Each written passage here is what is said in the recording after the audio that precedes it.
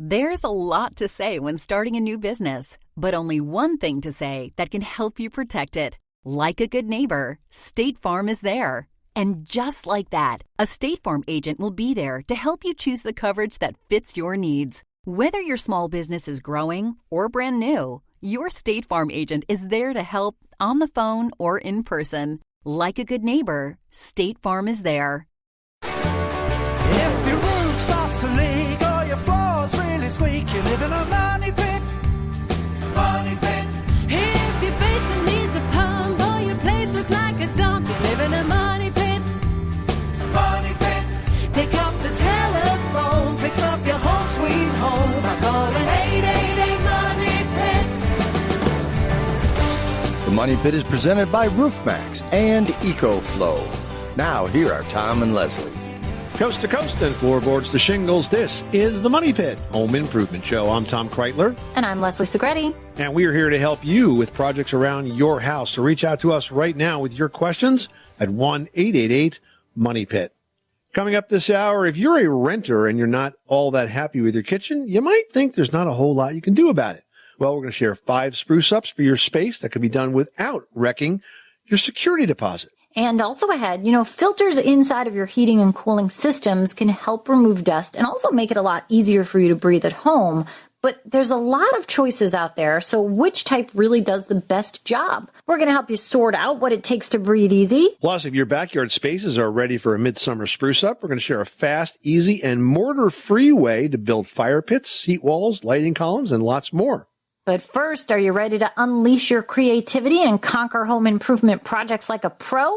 Well, we can help you do that. So put your lists together.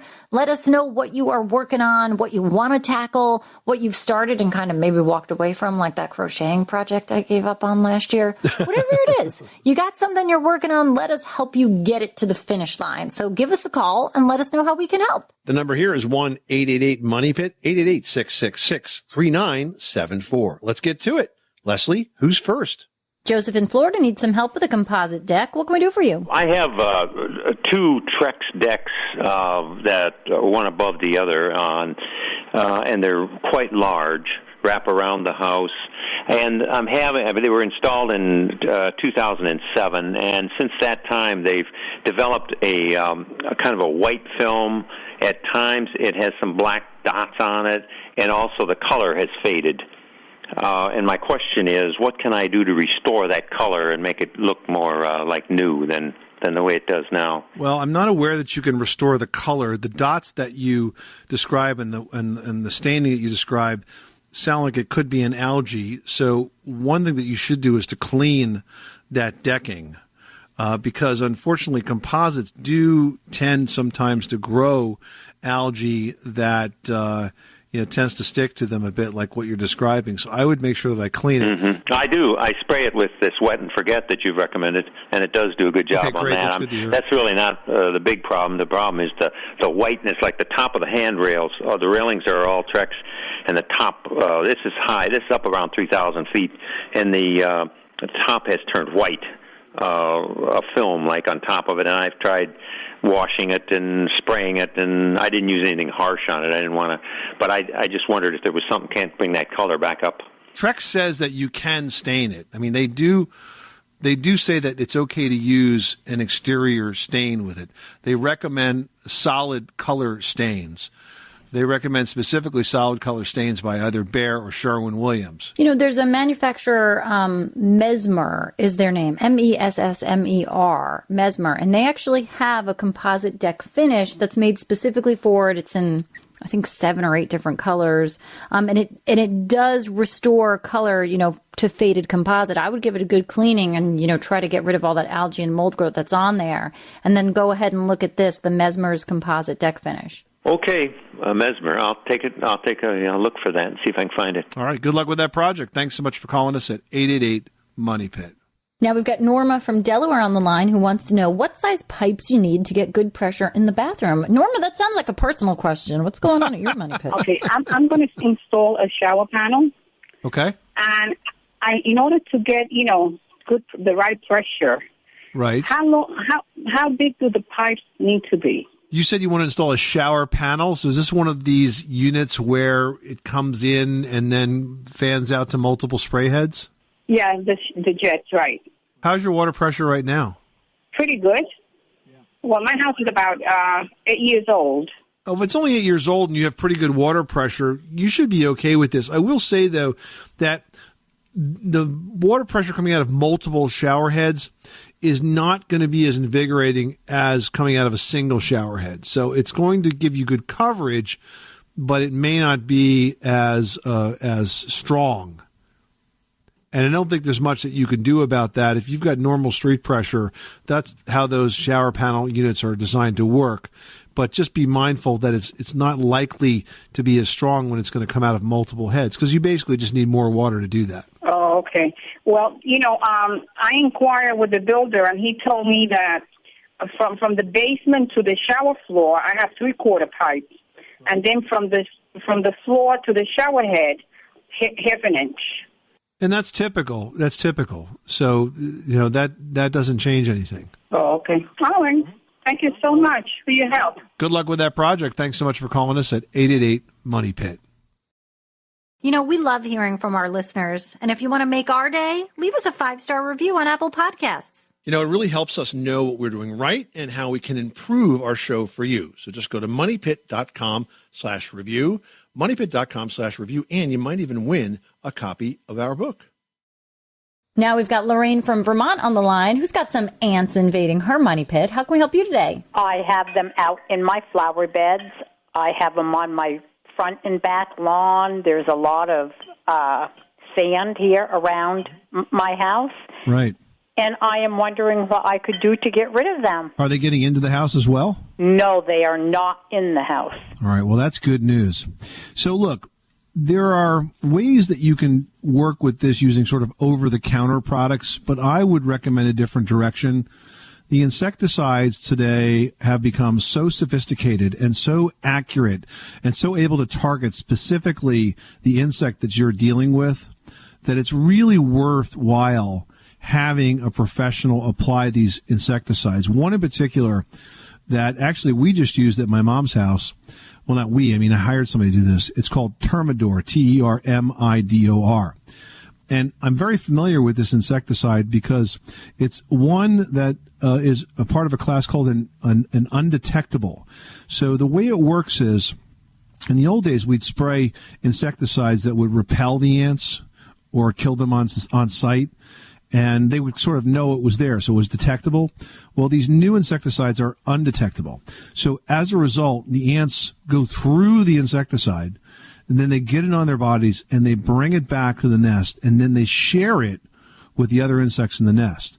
So just getting some ants to go through it basically takes it back to the nest and wipes out the whole nest. So it's a very effective way to try to control the ant populations around your house. Now, I don't know that I would go so far as to do it in my whole yard unless it was, really bothering me. But generally, you do this right around the perimeter of your home to try to minimize them in that area and stop them from potentially going into the house. You haven't seen them yet, but if you got that many, I can almost guarantee that they're in the house. All right, Lorraine, does that help you out? That does. I actually tried. Someone had told me to use borax and sugar. Yeah, that's one of the home remedies that I mentioned, and borax does work, but it's just not nearly as effective as a product like Termidor. Good luck with the project. Thank you so much. When you start a new business, your first reaction might be to say things like, woohoo, or yes, or booyah. But one thing to say that could be a huge help is, like a good neighbor, State Farm is there. And just like that, State Farm will be there with the coverage that fits your needs. Whether your business is growing or just opened its doors, State Farm agents are small business owners too, so they know what it takes. They can help you create an insurance plan that fits your small business needs and budget. And when you need help, State Farm is there to answer your small business questions or help you file a claim and get you back in business. With State Farm, you can worry less about the unexpected and focus more on your business. With a State Farm agent, you know someone is helping you achieve your goals. Just say, like a good neighbor, State Farm is there. Charlie in Tennessee is on the line and looking to do some renovating at his money pit. How can we help you today? I have a small kitchen that I'm trying to knock out the wall to increase space. to make my kitchen and my dining room one big room. My dilemma is the fact that I don't know whether the wall that I'm knocking down is a load-bearing wall or not. Well, step away from the project and don't knock it down just yet. Okay, well, first of all, what kind of house do you have, Charlie? Is it a ranch? Is it a colonial? Describe it to us. It's a wood frame home. Okay, one story or two? One story. And the roof peaks in the middle, goes up from the front, goes up from the back, peaks in the middle? It's L-shaped. Okay. And where the wall would be pretty much right where the two meet. Yeah, so you're in the middle there. You're not quite sure. And the dining room and the kitchen are side by side. Is it aligned front to back on the house, or is it aligned end to end, so to speak? It would be that wall would be parallel for the front to back. So it's aligned front to back. Okay, I would say that in most cases that is a bearing wall. That it doesn't mean you're dead in the water. It just means it's a little more complicated for you to open this up, because if it's a bearing wall, you have to support the structure while it's disassembled, and then you have to put a new beam in to carry that load in the new open plan design. It's not something that you would do yourself. It's not like, I don't want you to hey, I've never done home improvement, but today I'm thinking about tearing down a bearing wall. Bad idea, okay? So you need to know what you're doing, or get some people to help you that know what you're doing, or hire a pro and get a building permit. And basically the way it works is temporary walls are built on either side of the bearing wall, and this holds up the structure that they're supposed to be holding. Then the bearing wall is taken apart. The bearing wall is reconstructed, but now you would use a girder, and it could be a wood girder, it could be a metal girder, it could be a combination wood and metal girder that goes the whole span. It could be a girder that sits below the ceiling, or it could be a girder that's actually flush with the ceiling, so when it's all done, it's invisible. But one way or the other, you'll need this beam to carry the load above that. And then once it's all put back together, you're really not going to know that it's there. But you just got to do it right so that you don't damage your house in the process, okay? Yes, sir. Thank you. I appreciate it. You're welcome, Charlie. Good luck with that project. Now put the saw down, okay? No problem. Thank you. I appreciate it. Well, if you're a renter and you're not happy with the kitchen in your rental space, you're probably thinking that, you've got no choice and you're just kind of stuck with it. But you're not. We've got a few simple but impactful projects that you can do to refresh that space without busting your budget and without putting your security deposit at risk. First of all, you can install an adhesive backsplash. There are peel and stick tiles out there. In fact, I've seen them even on Good Morning America. We've done a segment on all these awesome sort of rubberized sticky tiles that look like those fun little hexagons, bigger sort of, rectangular shaped tile, subway tile, great colors, washable, easy to install. So there's some options there to do just that. It's going to add some texture and interest, and it takes no time at all. Plus, if you actually wanted to put up real tile, which you can do, you can just kind of install plywood as a temporary backsplash and then tile over that. So there's some ways that you can enhance the backsplash there. And along those same lines of peel and stick, you can use peel and stick wallpaper. It has come back in a huge way. I know sometimes I feel like I'm the only one talking about how much I love wallpaper, but I do, and it really can change a space without, say, painting, without doing any sort of major renovation. And the peel and stick stuff truly is that. It puts up, you peel it right off, and you walk away, and you've not damaged the walls. And depending on how complicated that pattern is, it doesn't have to be difficult to put up. So that's another option over painting. Now, vinyl floor remnants, that's another great option because you can kind of lay it out over the floor like a rug, but they're more heavy duty. You can even use something called like a location tape, which on one side has a more sticky kind of carpet tape, and on the other side has a lighter kind of paper tape.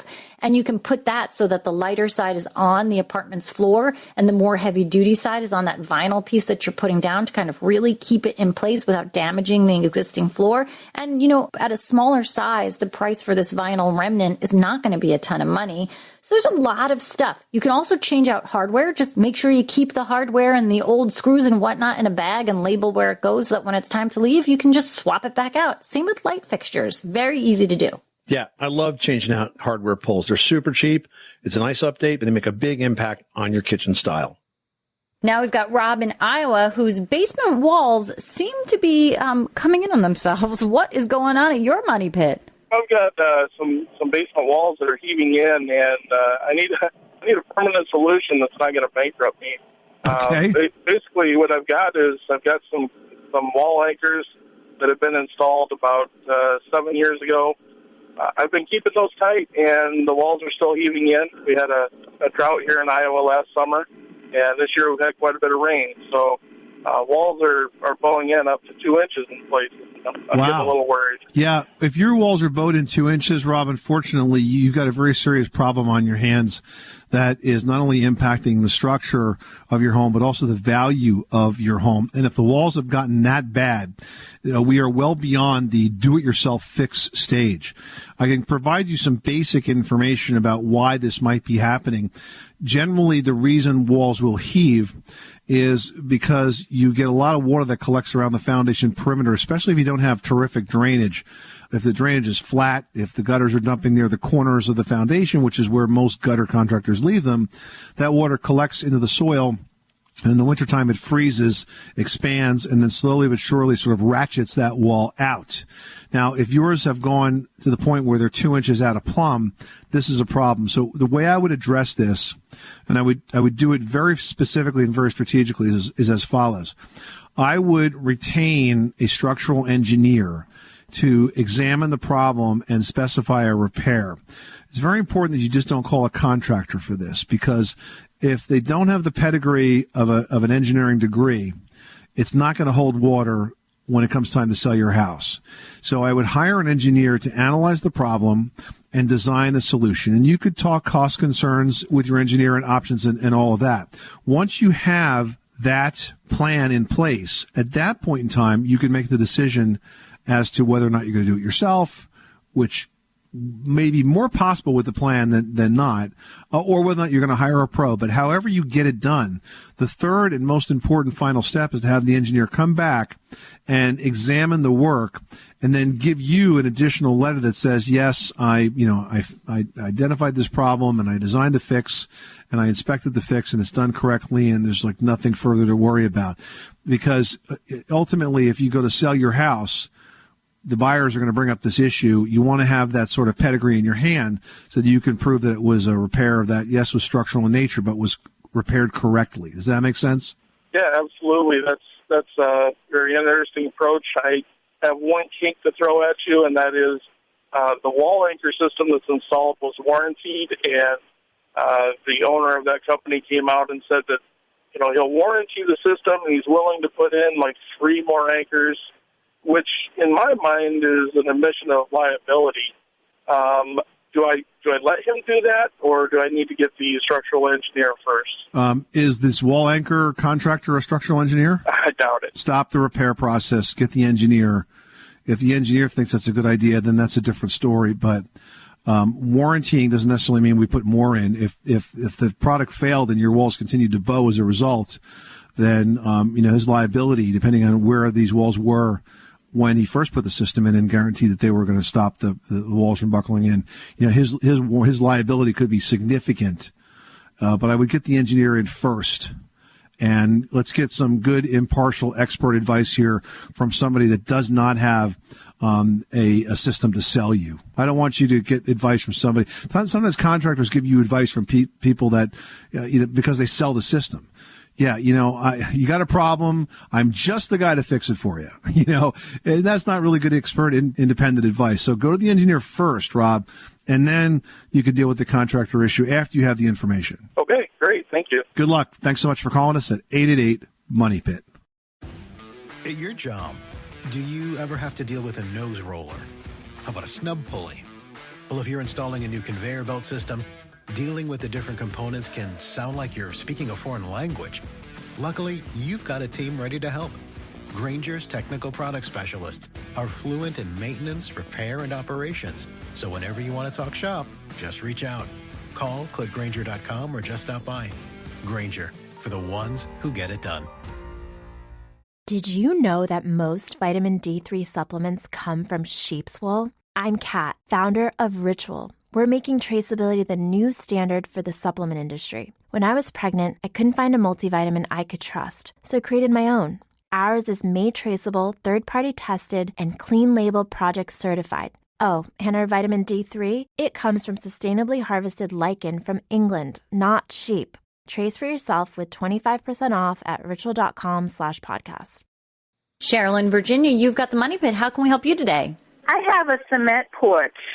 The house was built 1981, and it has a cement front porch to it. And along the edges of the porch, it's cracking and crumbling off. And then in one portion of the porch, it actually has a water stands there because it's a dip. Mm-hmm. I was just wondering if there's a economical way I could fix that to make this porch last a little bit longer. Yeah, and there's a couple of things that you could do. You could either resurface the whole porch surface, or you could mix up a recipe of Quickcrete products that could be used to patch those badly chipped or spalled areas. Now, the key here is that you just can't buy a cement mix in the bag, mix it up, and be done. Because when you're trying to adhere new concrete to old concrete, you need to use products that are designed to make that bond possible. So if you go to quickcrete.com, you look at the listings for projects, there are actually one-sheets there that give you the step-by-step for repairing badly damaged concrete. There's also a one-sheet for resurfacing concrete. And I think one of those two applications and the products they recommend there are going to work. It is a do-it-yourself project, and it's not terribly expensive. The products are very affordable, and the instructions are there too. But make sure you follow them. It's like mixing a recipe. You can't leave out, one item, or it's just not going to come out right. Okay. And then now, as far as along those edges, that we have to probably build up a sidewall. You could mix it up to a consistency where you could trowel it and reform the edge. Oh, okay. Cool. So quickcrete.com. Thank you so much. Good luck with that project. Thanks so much for calling us at 888-MONEY-PIT. Well, we can all agree that you can never have too much fresh air. That is, unless you are an allergy sufferer and that fresh air is loaded up with pollen and dust, then you are a sneezing person. Well, air cleaners and filters are supposed to remove those allergens and make it easier for you to breathe, but there's a lot of competing claims, so it really can be kind of hard to tell what's what and what's better for you. Yeah, so let's start to talk about filters. They're an important part of your forced hot air system. They protect your heating and cooling equipment. In fact, my friend called me earlier this weekend and asked what might be causing a weird vibration in his AC system. So I told him to check his filter. And when he said, what filter, I was pretty sure we found the problem because it was loaded with dirt and dust and the system was straining to move air through it. But listen, there's 4 basic types of forced air system filters you should be aware of. The first are the very inexpensive spun filters. I jokingly call these rock stoppers because they don't really stop very much in terms of dust and pollen. Then you have the pleated filters. The filter media is actually folded, and this increases the surface area and makes them much more efficient than the spun filters. And a variation of that are the pleated electrostatic or electronic filters, which combine the pleated media with a static electronic charge, and that improves its effectiveness. So with all of these, you want to check the MERV rating. That stands for minimum efficiency reporting values, and the MERV rating should be 11 to 13 for allergen protection. Now, let's talk more about those electronic air cleaners because they seem to really have come a long way in recent years, and they've really been able to catch more and even more microscopic sized particles. But are they worth the investment? I mean, they can be kind of pricey because they are for the whole home. They get installed into the system, correct? Yeah, they are definitely the most effective type of a filtration system. And if you are allergy sufferers, then I think you'd find it to be a great price no matter what they charge. But they are more expensive than the other systems that I noted. But I do think they work really, really well. I mean, they will trap virus-sized particles. Yeah, and they sort of draw them to this collector plate, which you then have to clean, but it does a great job of pulling all of that out of the air. And since we're talking about filters, I mean, you hear a lot about cleaning of the ducts. Is it worth it? Should you do it? So per the EPA, they tell us that duct cleaning has really never been shown to actually prevent health problems. And the EPA does not recommend that air ducts be cleaned routinely, but kind of only as needed. So think about it. If you do a big construction project at home and there's a lot of dust and maybe it gets into the ductwork, then do it. If you've just moved into a house and you kind of want to get a fresh start, do it. But it's not like quick, we better clean the ducts. That's the whole reason here, So do it as you need. Pam in Missouri is on the line and has a question about installing a dimmer, a great do-it-yourself project. How can we help you, Pam? I have a room that has fluorescent lighting in it, and there's 2 entries into that room. So there's a light switch on each door, so it's a 2-way switch. Can I put a sensor on that so that when you walk in and walk out, the lights come on and go off? Are you asking me if you can you put a sensor on that? Yes. Is your concern that you want the lights to come on automatically, or is your concern that you don't want people to leave the lights on when no one's in the room? Both. Well, I guess you could use an occupancy sensor switch there, but you would need to set it in vacancy mode, not occupancy mode. See, in occupancy mode, the light comes on when there's motion. So if you had a three-way, what could happen is you walk in the room, the switch closest to you picks up your motion, turns the lights on. You continue halfway through the room till the one on the other side picks it up and turns the lights off. So that wouldn't work too well. A better option might be to just replace one side of it, just one of the switches, with an occupancy sensor, but set it in what's called the vacancy mode. So what that means is you manually turn the light switch on, but if there's no motion in the room, it will automatically go off. So we use these, for example, in the bedrooms upstairs at our house because kids turn lights on, but as we all know, kids don't turn the lights off. So if you set it in the vacancy mode, they can turn the lights on, then they'll go off depending on the period of monitoring you set. They'll either go off 1, 5, 15, or 30 minutes later. Oh, okay. All right.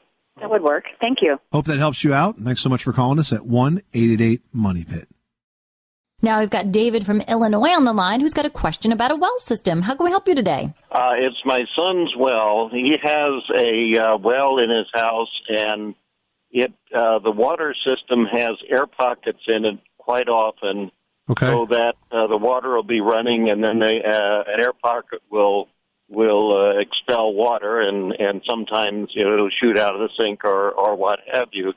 And so I was wanting to know what you can do to get rid of the air pockets in a well system. Does the system have a pressure tank on it, David? It has a pressure tank, I believe. That sounds like a problem with the pressure tank. If the pressure tank is missing, or if it's not installed properly, or if the bladder has failed, then you're not getting a chance to build up pressure and then feed off the tank. You might be feeding directly from the well, which could account for the air blasts.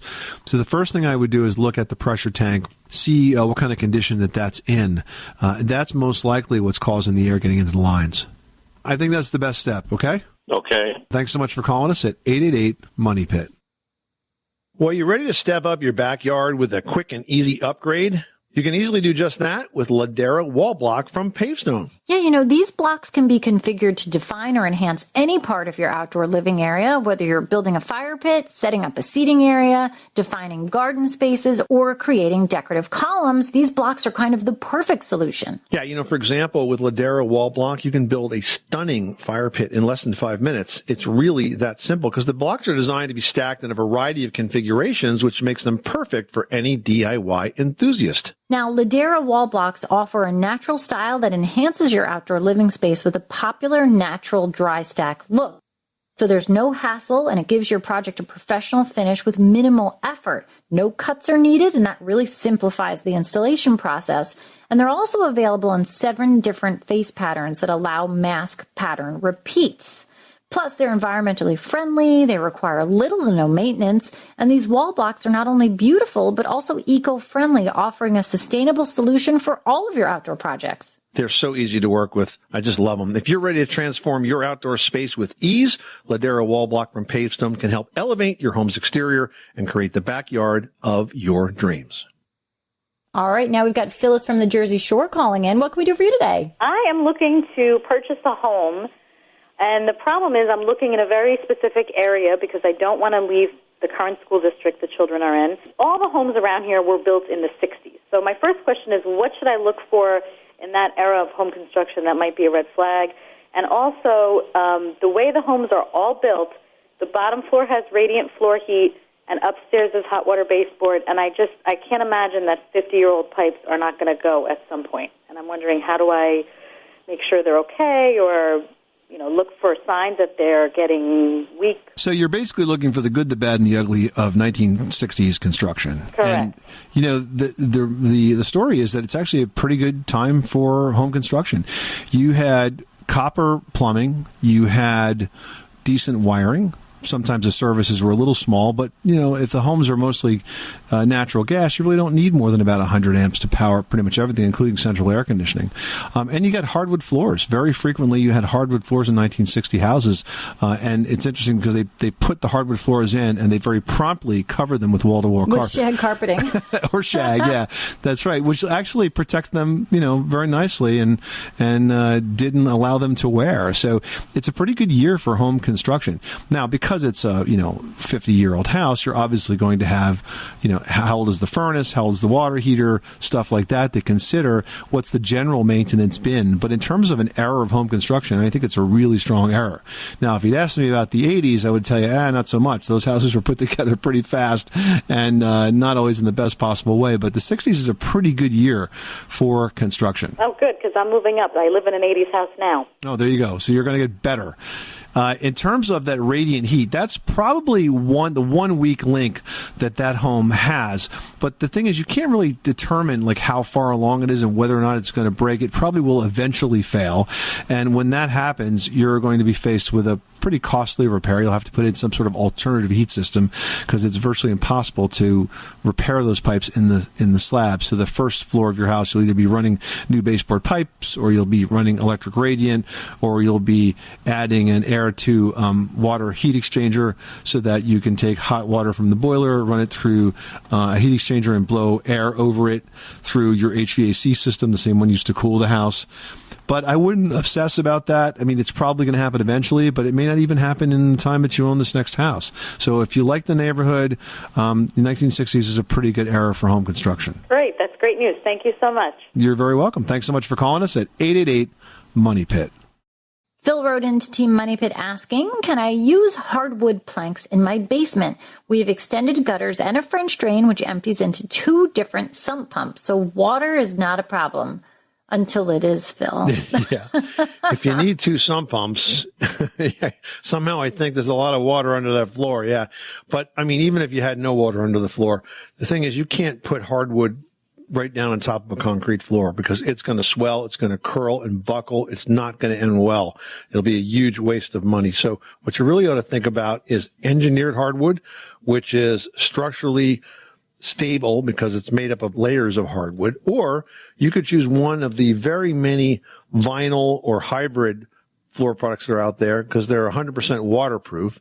They last like heck. I mean, they're so durable. I've used Duravana in 2 kitchens now, and some of it's been down for years. And I had another kitchen where I had vinyl down for years. I used it in the laundry room twice. So they look great, and they just don't wear very well. So you have a lot more options than hardwood. But if you try to put that on the concrete, you're going to be very sad. Like really, really sad. It's just going to warp and twist and not be great. And it's a huge expense to kind of experiment to see what happens. Well, there's no doubt that houses can eat up more of our hard-earned cash than most of us would wish, but one way to take the edge off all of that spending is to choose home improvements that can recoup their cost when it's time to sell. Leslie's got some tips on which improvements will bring the most value in today's edition of Leslie's Last Word. Leslie?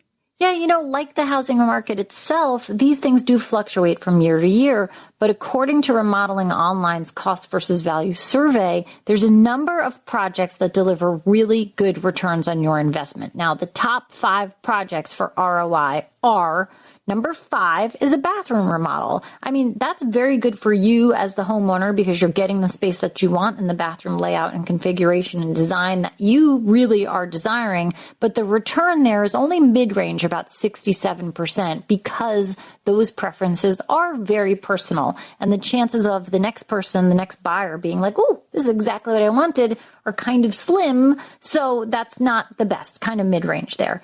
Number 4 is a kitchen remodel. These are great because chances are you're just modernizing a space, updating materials, maybe enhancing the appliances and working on a better layout. So you're going to get a better return at 86%.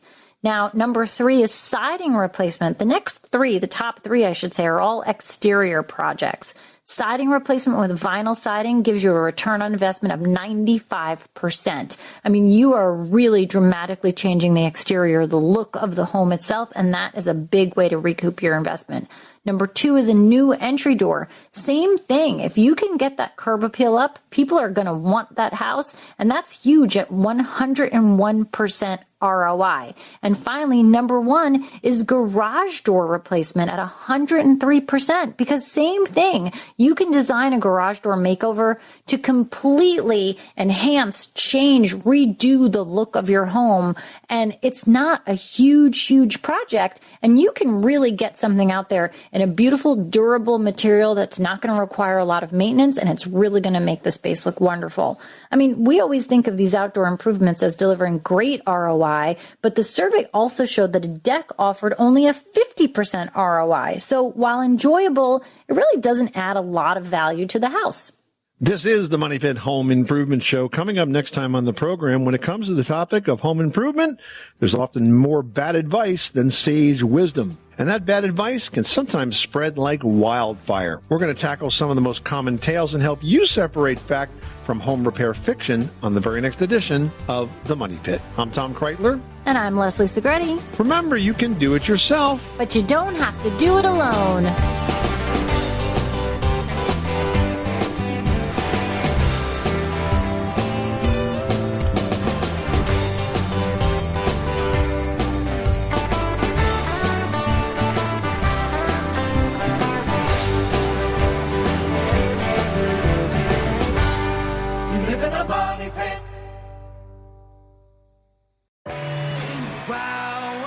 Los veranos en Nueva Jersey están hechos para hacerte decir wow. Desde wow soleados hasta wows de diversión. Wows relajantes a wows emocionantes. Así que ven y descubre cuál será tu wow. Nueva Jersey es un wow veraniego tras otro. Encuentra tu wow en visitnj.org. Nueva Jersey, pequeño estado, muchísimo wow. There's a lot to say when starting your own business, but only one thing to say when you need help to protect it. Like a good neighbor, State Farm is there. And a State Farm agent will be there to help you choose the coverage that fits your needs. Like a good neighbor, State Farm is there.